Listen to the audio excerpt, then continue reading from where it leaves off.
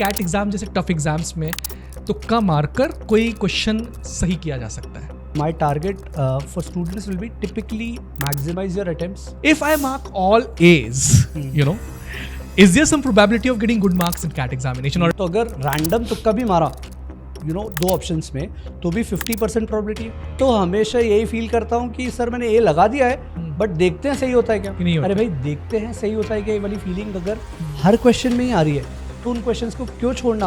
आपने हर क्वेश्चन में दो वर्ड्स कॉमनली यूज किए. पहला किया कैलकुलेटेड रिस्क, दूसरा किया eliminate.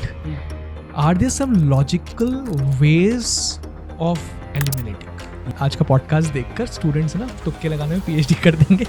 One student deliberately shared a message, sir. He was from IIT Indore and he was good in naturally good in quants and DLR.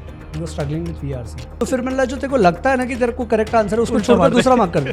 क्या toppers तुक्के लगाते हैं? Absolutely. Okay. Yes.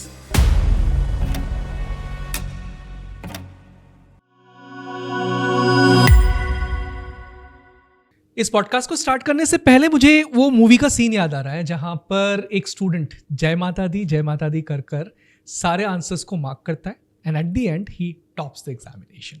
सो क्या कैट एग्जामिनेशन में आप तुक्का मार सकते हैं? Can you actually fluke in CAT examination 2024? एक अनोखा टॉपिक बट रियरली हर इंटेलिजेंट स्टूडेंट के लिए, हर स्मार्ट स्टूडेंट के लिए ये पर्टिकुलर टॉपिक बहुत इंपॉर्टेंट है. बिकॉज हो सकता है ये कुछ ऐसे टिप्स देके जाए जो यूजुअली आपके पास वैसे नहीं होते. A very warm welcome Bhushan sir for this particular podcast. And really our objective is not to derail students from their actual paths, but to give them some smart advice. So we thought of coming up with this peculiar podcast. मेरा पहला question सबसे पहला ये है कि even क्या ये possible भी है कि कैट एग्जाम जैसे टफ एग्जाम्स में तुक्का मारकर कोई क्वेश्चन सही किया जा सकता है? So when you say tukka, let us first define as Right. I have this typical, desire to let the audiences clearly know कि भाई जब हम तुक्का बोल रहे हैं तो we are not talking of a random guess. Right. So understand that we are absolutely nowhere saying कि आप random guess करो. We are talking of calculated risks. We are talking of understanding the question type, reading the question frame, evaluating options and then taking a calculated call. तो just to answer your question, क्या cat में ऐसे questions mark किए जा सकते हैं? Absolutely. Okay. Yes. एक next question just out of curiosity आया and just wanted to know this.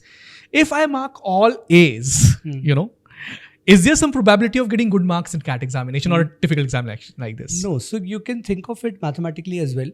आपके पास 4 ऑप्शंस हैं और उनमें से एक ही करेक्ट आंसर है. अगर आप सारे क्वेश्चन सेम आप करते हो तो टिपिकली चांसेस हैं कि जितने भी क्वेश्चन हैं उनके 25% क्वेश्चंस के ऑप्शंस ए होंगे. तो आपके typically 1/4 of the questions will get right and remaining जो 3/4 है वो गलत हो जाएंगे. तो उन रिमेनिंग 3/4 के -3 होंगे, मतलब 3 क्वेश्चन आपके गलत हुए और एक सही हुआ, तो net effect is 0. Right. But therefore when we say कि अगर आप कैलकुलेटेड गेस कर रहे हो तो आप 2 ऑप्शंस एलिमिनेट कर पा रहे हो, मे बी 3 ऑप्शंस के पास आप जा पा रहे हो कि एक तो डेफिनेटली नहीं है, तो आप अपनी प्रोबेबिलिटीज बढ़ा रहे हो. सो थिंक ऑफ इट, अगर आपको गारंटी है कि इन 2 में से ही आंसर है for some logic that you have applied, then the probability of getting it right becomes 1/2 rather than 1/4. So it's all a game of probabilities and understanding what can work for you and what can not. So my next question comes from this particular question only कि when to fluke and when not to. Correct. So let's take it up section by section. Right. इसमें let's start with VRC section. आपके जो type in the answer, theta type questions हैं, especially for parajumble, क्या कुछ negative होने वाला है अगर उनमें आप रैंडम ऑर्डर फिल कर देंगे? नहीं. I've seen a lot of students keeping that theta वाला एरिया blank. Oh. तो माई पॉइंट इज कि आप इतना टाइम तो निकाल सकते हो कि आप एक क्विक ग्लांस कर लो सेंटेंसेस के ऊपर और अपना जो पहला गट इंस्टिंक्ट से ऑर्डर मिल रहा है उसको आप वो पुट कर दो. तो don't waste a lot of time. अगर आपके पैराजम्बल्स में एक्यूरेसी नहीं भी है तो छोड़ के मत आओ. Right. So that is a calculated risk that you can always take. Similarly, in lot of questions in RCs, you are able to definitely eliminate one option. Right. आपका एक ऑप्शन तो इजीली एलिमिनेट हो जाता है, बचते हैं 3. Some students are able to bring it down to 2 and some are able to bring it down to just 3. अगर आप 3 ऑप्शन तक कर रहे हो, don't take that risk. Right. है ना. 3 ऑप्शन क्वेश्चन स्टेम पढ़ के भी अगर आप एलिमिनेट नहीं कर पा रहे तो फिर there is no point in marking. But अगर 2 ऑप्शन तक आ गए तो my strong suggestion is please mark the answer and try this in mocks. Try and learn from your mistakes. तो अभी क्या हो रहा है, and I'll take few more seconds to explain this part because ये थोड़ा सा complicated हो सकता है. Lot of students approach me and say कि सर 2 ऑप्शन तक तो आ जाते हैं, फिर हम गलत ही मार्क करते हैं, अब क्या करें. अब कई बार मजाक में मैं उनको बोलता हूँ कि हर बार ही ऐसा हो रहा है. बोले हाँ सर हर बार ही ऐसा हो रहा है. तो फिर मैंने जो तेरे को लगता है ना कि तेरे को करेक्ट आंसर है उसको छोड़कर दूसरा मार्क कर दे. तो this is good humour, but on a serious note why do I suggest कि आप मॉक्स में 2 ऑप्शंस पे आ जाते हो तो आप एक कैलकुलेटेड रिस्क ले लो. Write down the reason why you failed. Let's suppose there is a toss between B and C. तो आपने बी मार्क करा है, कुछ ना कुछ सोच के मार्क करा है, आपने रैंडम तुक्का तो नहीं मारा है, कभी भी रैंडम तुक्का नहीं मारा. You have to give a reason why B is better than C. कि यार बी बहुत स्पेसिफिक टू क्वेश्चन है, सेकंड पैराग्राफ की ये वाले वर्ड से ये की मीनिंग निकल रहा है तो शायद मैं बी लगा दूं. आपकी कुछ फीलिंग होगी, कुछ लॉजिक होगा जिसके कारण आपको बी लग रहा है. तो आप जब इवैल्यूएशन करें, एनालिसिस करें, जब रिजल्ट आ जाए तब ये चेक करें कि क्या वो थॉट प्रोसेस सही था. और जब आपको लगे अरे यार मेरा तो गलत ही हो रहा है, सी सही गया, तो what was there in C that made it right. And when you do it over and over again, believe me वो एक्यूरेसी भी इंप्रूव होती जाएगी आपकी. और ये जो थॉट है कि 2 ऑप्शन तक आ गए तो आपका करेक्ट आंसर जा रहा है, इसको प्रोबेबिलिटीज़ के पर्सपेक्टिव से सोचते हैं. थिंक ऑफ कि अगर आपके 2 ऑप्शन हैं तो आपकी प्रोबेबिलिटी 50% हो गई. 50%. तो अगर रैंडम तुक्का भी मारा 2 ऑप्शंस में तो भी 50% प्रोबेबिलिटी है. Imagine you doing this for 10 questions. Right. अगर आप 10 क्वेश्चंस में लेके चलते हैं तो 10 इंटू 1/2, 5 क्वेश्चन सही होंगे, 5 गलत. राइट. 5 सही के आपको +5 मिलेंगे. करेक्ट. राइट. तो 5 सही के +5 और जो 5 गलत है उनका 1/3 ही नेगेटिव होना है. तो 5/3 नेगेटिव होना है. तो आपको नेट तो पॉजिटिव रिजल्ट मिल रहा है. मतलब अगर आप +3 लेके चले तो 15 मार्क्स हैं पॉजिटिव के और -5 है नेगेटिव के, तो 10 मार्क्स हो गए आपके. अब मैं ये नहीं कह रहा हूँ कि हर बार 10 ही होंगे. हो सकता है कि 10 कर रहे हैं ऐसे फ्लूक वाले तो 4 से ही 6 गलत जा रहे हैं, 3 से ही 7 गलत जा रहे हैं. But there is still a huge margin available for you to do that and therefore it makes a lot of sense for you to increase your chances. 3 options या उसके बियॉन्ड तुक्का नहीं मारना है, 2 ऑप्शंस या उससे लेस डेफिनेटली करना है. अच्छा, एक और चीज़, I am speaking a lot I know, but इसमें एक और part that I want a lot of students to understand. मैं आपसे पूछना चाहता हूँ कि जब आप आंसर मार्क करते हो एक ऑप्शन वाला कि सर ये तो मुझे पता है आंसर ए होने वाला है आरसीज में, right, how many times do you get it right? I think almost every time. अगर ये है तो बहुत अच्छी बात है, but believe me genuine data for students across the country would be कि सर आरसी में तो 100% श्योरिटी कभी आ ही नहीं सकती. ओह या, मैं तो हमेशा यही फील करता हूँ कि सर मैंने ए लगा दिया है बट देखते हैं सही होता है क्या.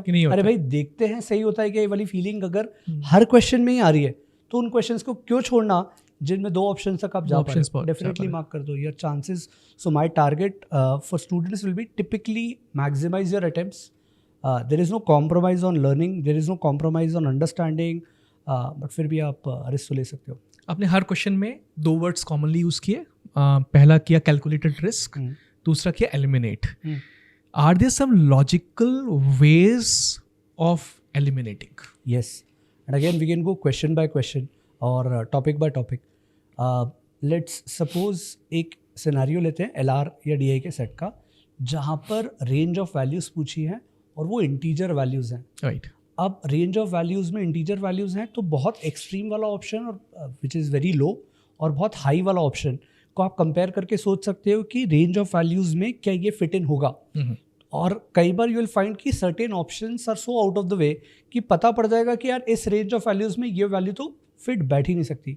सिमिलरली एक क्वांटिटेटिव एप्टीट्यूड का कैटेगरी बेस्ड क्वेश्चन आता है जहाँ पर हम ये सोच सकते हैं कि लेट्स सपोज x + 1/x का फॉर्मेट है, that will always be greater than equal to 2 if x is positive and x + 1/x will always be less than or equal to -2 if x is less than 0. तो आपको 2 extreme ranges पता है कि या तो 2 या 2 से बड़ा होगा या फिर -2 से छोटा होगा.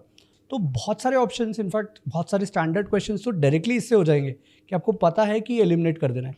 सिमिलरली आरसीज में एलिमिनेशन ऐसे चल सकता है कि कुछ इन्फॉर्मेशन वर्ड्स के प्ले के अराउंड कर दी है ऑप्शंस में जिससे मीनिंग ही बदल जा रहा है. Right. You cannot choose an option that is completely changing the meaning of what the author has said. So that definitely cannot be an answer. So there are some interesting ways and techniques जिससे पता पड़ जाए कि यार अगर मैं ऐसा करूँगा तो ये ऑप्शन एलिमिनेट हो जाएगा और अब मैं इस पर आ सकता हूँ. तो that is the way. Okay, now my next question is, क्या मैं एक डेडिकेटेड टाइम रख सकता हूँ इन क्वेश्चंस के लिए? सो फॉर एग्जांपल मैंने मार्क फॉर रिव्यू करके रख दिया and then I move to those certain set of questions. Is it a good technique? Definitely. In fact, that's one thing that I would strongly recommend. Especially think of it from the English section's perspective or DLR section's perspective. आपने English में theta type के जितने question हैं typically 4 to 5 question expected हैं इस साल भी cat में जो टीटा वाले वैरायटी के आएंगे। टीटा क्वेश्चंस में हमेशा मार्क फॉर रिव्यू लगाना कंपलसरी है कि आपका आखिरी का जो 2 मिनट बचेगा अगर आपने वो जेन्युइनली सॉल्व कर लिया है तो अच्छी बात है, आप मार्क ही कर दोगे।